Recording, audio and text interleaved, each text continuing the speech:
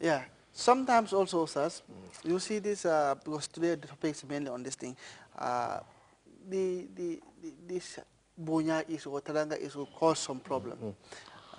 For some people, you know, if your relatives, don't have time to come and attend it, it means they have belittled you. Do you understand?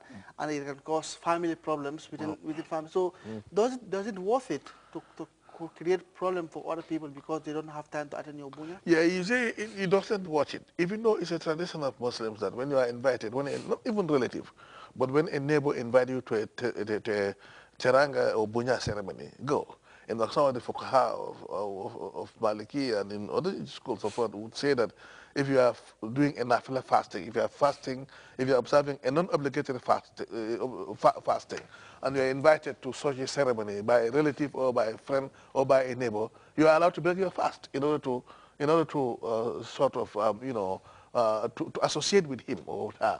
Oh, And, yeah, and so okay. socialize with him with her, and at least to show him that, or to show her that We are you together. recognize him or her as a brother or as a relative or a sister or as a neighbor. So traditionally, it is good. It is tradition of Muslims that when we are invited to this teranga or bunya thing, we go and humbly and do it in order for us to strengthen the brotherhood. You understand, and the friendliness and the neighborliness, the principles of friendliness and neighborliness among ourselves. But if you cannot go, you cannot go, and one is not expected to do your first job just for you to attend a bunya ceremony.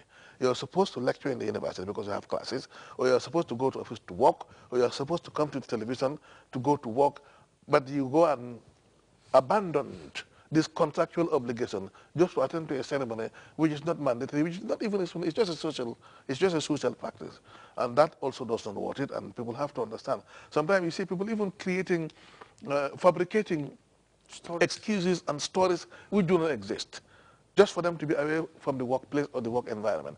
And what takes you, or what binds you together with the work environment is a contract. It's a contractual obligation. And in Islam, it is immoral to breach a contract. In fact, in Islam, it is strictly prohibited for you to go against your words. You must observe your words, and you must observe your obligations, and you must make sure that you respect the contractual obligations. So why would you break the contractual obligations or to go against that obligation simply because you want to attend a ceremony? And there are people also need to understand that this particular period that we're living, this time, the demand for time, I mean, it's just unbearable. I mean, time has become scarce now, you understand. People would have to do a lot of things within a very short period of time. So sometimes somebody doesn't come, not because he doesn't want to come, or not because he doesn't respect you, but definitely because he cannot come. He has to be at work, he has to be somewhere, and again, it's important also to weigh priorities, you understand, where before you go, even without this Hajj business, as somebody who can manage his or her time very well, you must weigh your priorities and always go for the most important ones, then the important one and the less important ones. Yeah. So as if I get you clear, it means you are saying that to beat the system, as some will put it, to dodge your work or to give excuses and attend some of these ceremonies, Yeah. attract penalties. In Well, Islam. yeah, because particularly, and normally how do they beat systems? In fact, it's immoral. They would either lie to the boss, or they would lie to the institution, or they deceive the institution. They would deceive the institution. Yeah. And deception is strictly prohibited by Islam.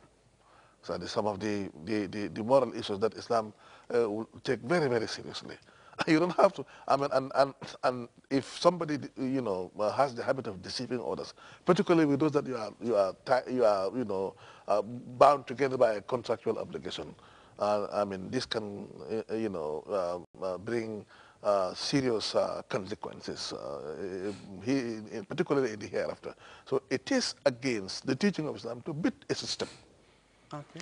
Any system, even to jump traffic regulation, it's deception. Deception is deception. Islam does not condone it at all. And people take these things too much for granted. Yes, they take it too much for granted.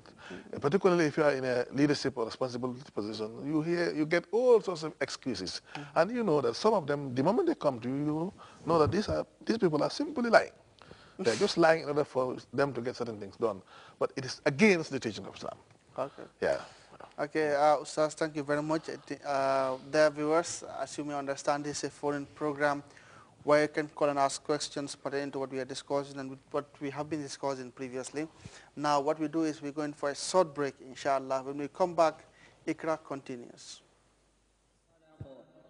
الإنسان من علق اقرأ وربك الأكرم الذي علم بالقلم علم الإنسان ما لم يعلم كلا إن الإنسان ليطغى أن رآه استغنى إن إلى ربك الرجعى أرأيت الذي ينهى عبدا إذا صلى أرأيت إن كان على الهدى أو أمر بالتقوى أرأيت إن كذب وتولى ألم يعلم بأن الله يرى كلا لئن لم ينته لنسفعا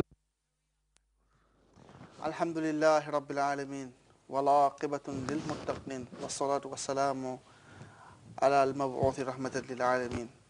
Welcome again and welcome to Ikra. Of course, we're continuing from where we stopped. Now we will open the lines for their viewers in and outside the country to call and ask questions pertaining to what we are discussing today. The number you can call if you are inside the country is 437-5905. 437-5905 for those in the country, and those without the country, that is outside the country, you can call 00220-437-3910. 00220-437-3910. Doctor, we continue. There's a little story I would like to explain to you here. Yeah. Because if you could recall, before these Hajj issues, we were in divorce. Yes. That's where topic. We stopped. That's where we stopped. Yeah. Now, in this divorce issue, someone asked me a very critical question concerning a newly married. She's newly married. Now, she's about to go on her marital home, but she has an uncle who is living in a nearby village who was not informed about her marriage. Now, she decided that let me pass by my uncle's home to inform him that I'm not married and at least spend a week there. I've now married, Yeah, I'm now married and spend a week there before I proceed to my husband's home. On the whole, the uncle's son, that is the girl's cousin, is also in love with the girl, and the girl is unaware about that. The uncle also wants to marry this girl to his son, but the girl is oblivious about that. Now the girl came to the uncle and informed him that my uncle, now I'm married. You understand? Okay, I'm married, and I just came here to inform you about that. Now, as she was staying in the compound, killing time there, spending that week there before she proceeds to the marital home, the uncle's son, that is her own cousin, with whom she was in love before. Yes, raped her. Now, what she did was, after that raping, which was not her fault in any way, she just took off from there and just went straight to the husband's home, where she is currently staying. Now, she asked what that is disturbing her. She has that unclean conscience, which is tormenting her a lot. Now, she wanted to ask what should she do, because she fears if she explains this story, it could lead to the whole destruction of her marriage. Now, before going answering that question, Ustaz, I think we have a caller. If he's still here. Assalamu alaikum, caller. Alaikum salam. Bismillah. Alba kairado. Khairadron, kortalade. Kortadante. Alhamdulillah. Okay, kuda bagi no. Baraka. Tebala program ni jibe kan right from Spain yo. Okay. Ya program ni nakapuntano warata bakile no. Baraka. Dosa me ang kabul karandi kang bunda jaman la karola like ay patengal pada program mo pangkuno hijo la karola no. Okay. Nemba ko men ko buñarol len ku kadang len hijingkel na tang mo ka men expectable ten ya. Tonya la kay. Ya expect ko mo burnam maka nyanta ka ten ditala wolle te nyanta ka ten sutabu. Wala bida wato men na yefen diala ba expect ko na mo na nyanta ka ten sutay no. Tonya.